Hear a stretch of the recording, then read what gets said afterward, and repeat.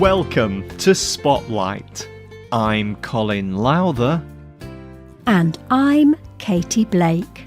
Spotlight uses a special English method of broadcasting. It is easier for people to understand no matter where in the world they live.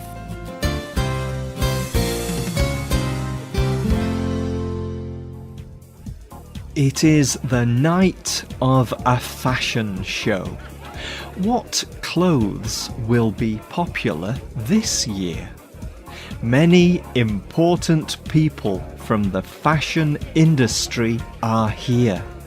Designers, buyers, magazine writers and cameramen wait impatiently for the event to start. They talk quietly. Finally, the music starts. Beautiful young women walk out from behind a curtain. They are models. These models are wearing the newest clothes of the fashion season. They walk up and down so that everyone can see their clothes. Everyone is watching them. And at home, thousands of young girls are watching the models too. They see pictures of the models in magazines and on television. Many of them want to be models too. Being a model sounds like so much fun. Models have the chance to travel all over the world. They earn a lot of money. And best of all, people think they are extremely beautiful. But there is a growing problem in the fashion world. Many models are too thin. Some models stop eating normal meals. They believe they need to be very thin to succeed in their job. Today's Spotlight is on the life of one model who became too thin. Anna Carolina Reston McCann grew up in Jundiaí, Brazil. Her early life was good. She was a lovely little girl and she was happy. But she had big dreams. She wanted to be a model. She would dance around the house in her mother's shoes and clothes. And she asked anyone who had a camera to take her picture. Things changed for the family when her father got sick. Over several years, his condition got worse. Finally, he lost his job. So Reston decided that she would earn money to help her parents. Her chance came when she was 13 years old. She heard about a local beauty competition. Reston felt full of joy. She immediately decided to enter the competition. The day of the beauty competition arrived. Reston's parents were in the crowd of people watching. They cheered when she came out. Everyone thought she looked beautiful. So did the judges. Reston won. The prize was a trip to Rio de Janeiro. She took her mother with her. They stayed in a top hotel and ate the best food. Reston felt good. She was making her family's life better, and maybe her dream to be a model would come true. Soon, Reston had more success. Famous modelling agencies wanted to work with her. She got a lot of work in Brazil. She was doing well. But she wanted to travel. More than that, she wanted her picture to be in all the top magazines. Then, in January 2004, she had the chance to work in Hong Kong. In Hong Kong, Reston's agency sent her to castings. Castings are meetings where companies choose models to work for them. During this process, models hear many severe comments. The hiring managers told Reston that she was too fat. Reston did not know how to deal with such criticism. This was the first time Reston was so far from her family, and she had to stay in Hong Kong for 3 months. This new life was not what she expected. Reston felt lost and alone. Even worse, she started to feel bad about herself.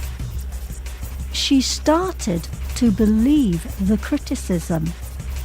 Some fashion designers and agencies believe that clothes look best on tall, thin models.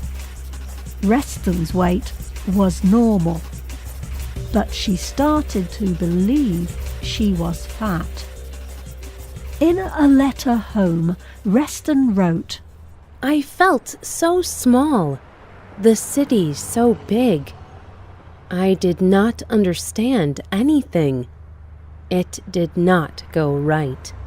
I failed." When the job was done, Reston returned to Brazil. But she had changed. She did not want to eat. This situation continued for some time. After 9 months, Reston was sick. Laura Ancona is a fashion writer. She became friends with Reston around this time. Ancona quickly understood that something was wrong. She remembers that Reston would only drink fruit drinks, and Reston said that she could not eat any more. She said that when she tried to eat, she felt sick. Ancona knew that Reston had anorexia. This is a mental condition. A person with anorexia believes that she is too fat. She will stop eating enough food. People who have it usually do not think they have a problem. But everyone around Reston could see that she was unwell. Ancona told journalist Todd Phillips, "Everyone knew she was sick. The other girls, the agencies, everyone. Do not believe it when they say they did not know." Reston continued to work. She got international jobs in Japan, Turkey, and Mexico. But she was living on a limited diet. She would eat just fruit, and only 2 kinds of fruit, apples and tomatoes. Reston lost 25% of her body weight. Finally, she was so sick that she could not work. Reston told her mother that she felt pain in her body. Her mother was very worried. She immediately took Reston to hospital. But it was too late. On the 14th of November 2006, Reston died. Finally, her picture was in every magazine around the world, but it was there because she died from kidney failure caused by anorexia. Reston is not an exception. In recent years, 3 other young women died in Brazil and 2 in Uruguay. All of their deaths were connected to anorexia.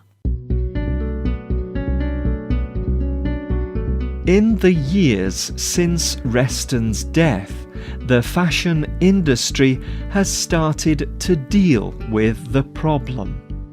Organisers of shows in Spain, Italy and Australia have banned extremely thin models.